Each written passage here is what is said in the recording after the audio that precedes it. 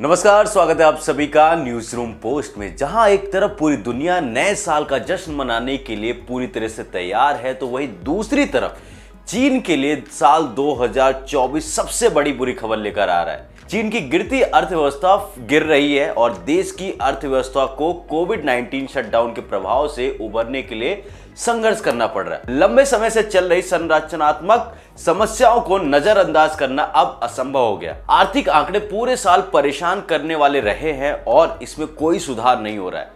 Foreign policy की एक लेख में कहा गया है कि विदेशी निवेश में गिरावट आई है और पूंजी का बाहर जाना तेजी से बढ़ा है। हालांकि कागजों पर नौकरी की संख्या कुछ हद तक ठीक हो गई, लेकिन आधिकारिक आंकड़े बेहद अविश्वसनीय हैं और जमीन पर तस्वीर निराशाजनक है।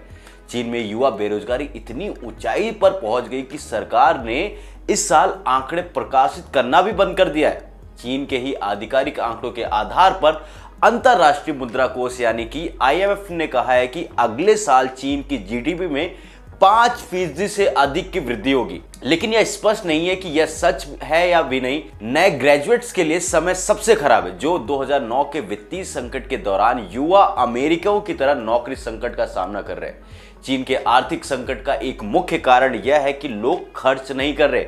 ऐसा इसलिए हुआ है क्योंकि चीनी सरकार ने महामारी के दौरान परिवारों को सहायता देने में कंजूसी की।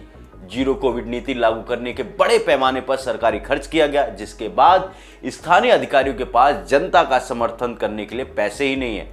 चीन में पिछले 3 सालों में प्राइवेट सेक्टर के कुछ हिस्सों पर लगातार सरकारी कार्रवाई की गई, जिससे गेम प्रोग्रामिंग से लेकर स्कूल ट्यूशन तक हर चीज में नौकरियां चली गई। इस सब ने लोगों को सरकारी सत्ता की मनमानी और उसके साथ आने वाले जोखिम के बारे में और अधिक जागरूक बना दिया। उम्मीद थी कि इस साल ये कार्रवाई खत्म हो सकती है, लेकिन चीन तो चीन है, इसका और विस्तार हो गया। लॉकडाउन के दौरान नौकरियां गायब होने के बाद अब चीन में लोगों को भविष्य पर ज्यादा भरोसा नहीं है। लोग शादी नहीं कर रहे हैं, जिससे जनसंख्यिकी संकट बढ़ गया है। लेख में यह भी कहा गया कि जैसा कि कई लोगों को डर था कि चीन अमीर होने से पहले बूढ़ा होता दिख रहा है, चीन में लोगों की सेविंग्स भी सुरक्षित नहीं है।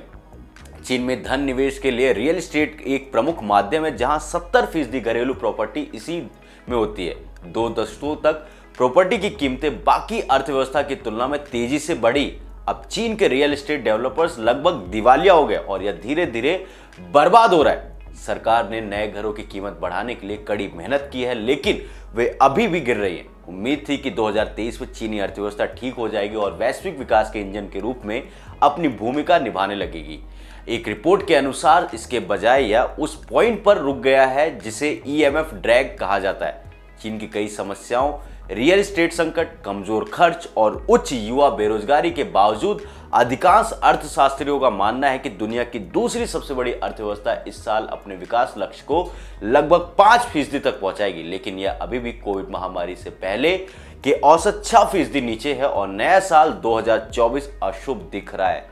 एक रिपोर्ट के अनुसार इसके बाद देश के दशकों तक का ठहराव सामना करना पड़ सकता है। यानी कि जहां पूरी दुनिया नए साल के इंतजार, नए साल के सेलिब्रेशन के लिए पूरी तरीके से तैयार और एक्साइटेड है, वही चाइना, जो एक समय ऐसा लग रहा था कि वो विश्व को एक तरीके से लीड करेगा, उसके लिए आने वाला 2024 बहुत ही अशुभ संकेत दे रहा है। अब देखना होगा क्या चीन 2024 में अपनी आर्थिक अर्थव्यवस्था से उबर पाता है या फिर ड्रैगन डूब जाएगा। मेरे साथ इस रिपोर्ट में बस इतना ही। और भी खबरों के लिए देखते रहिए न्यूज रूम पोस्ट।